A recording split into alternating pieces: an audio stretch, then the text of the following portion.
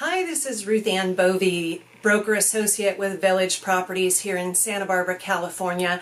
As you're aware, we have a shortage of affordable housing in California, and that's created some changes to allow for more homes to be built. Now, one thing I want to clear up, there are a couple of acronyms going around and people are getting a little confused about them. There's the ADU versus the AUD. Now, the AUD is average unit density. Now, that's an ordinance that was passed by Santa Barbara City Council a couple of years ago that would allow for certain areas of Santa Barbara to have a higher number of homes built on the same lot size. So, for instance, if they used to allow 10 homes per acre, now it might be 15 homes per acre or 20 homes per acre. And the idea is that they would be smaller homes, supposedly more affordable, apartments and or condos primarily. And this ordinance is for a time limit of 8 years or a maximum of 250 new units. However, as of March 6th, it appears that more than 250 units have either been approved and or built. What I really want to talk to you about today, though, is the accessory dwelling unit, or the ADU. It's similar to an in-law unit or a granny unit or a garage conversion. It's a secondary living space on the same lot as a single-family home and includes a bathroom and a kitchen.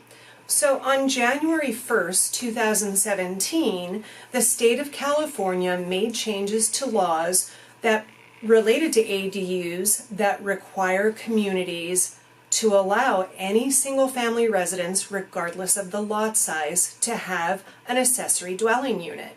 Now, these laws override local laws, and local municipalities are working to create their own ordinances so that they can kind of manage these things. But in the interim, California law overrides. So if you have a single-family home and you want to convert the master bedroom into a living space, as long as you follow the protocol, you can do that.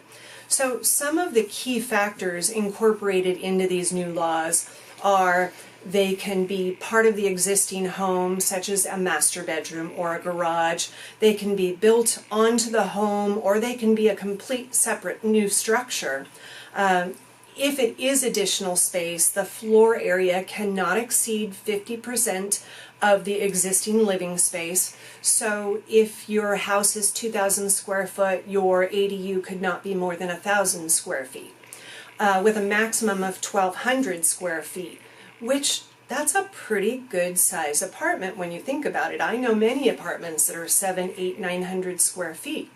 So in addition, they can require no additional covered parking space, and off-street parking requirements are reduced to 1 space per bedroom or unit, and it can be tandem parking, and it can be parking in the setback areas.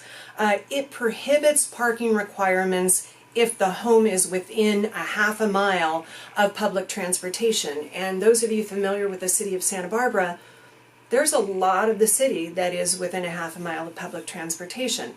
Also, if it's in historical districts, or if the ADU is part of the existing residence, there would be no additional parking requirements. Now, there are some restrictions, and ADUs must meet the local building code requirements.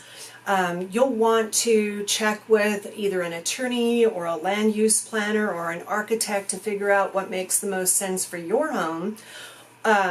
Also, check back in 2 weeks, because we're going to have a very special guest star who is one of the best land use planners in Santa Barbara, and we're going to be asking him questions about how that has impacted things here in Santa Barbara County, what we're seeing in Goleta and Carpinteria and the surrounding areas, and what the challenges are that are being seen and how to overcome them. So be sure to check back, and in the interim, if you want to get more information, you're welcome to go to our website, which is sellingsb.com, and we've got a big bold button that says accessory dwelling units. You click on that and you can get this accessory dwelling unit memorandum, which is the California law changes. There's also specific information about Santa Barbara, and there's actually the application. You can get the application and a list of what the requirements are here locally on our website.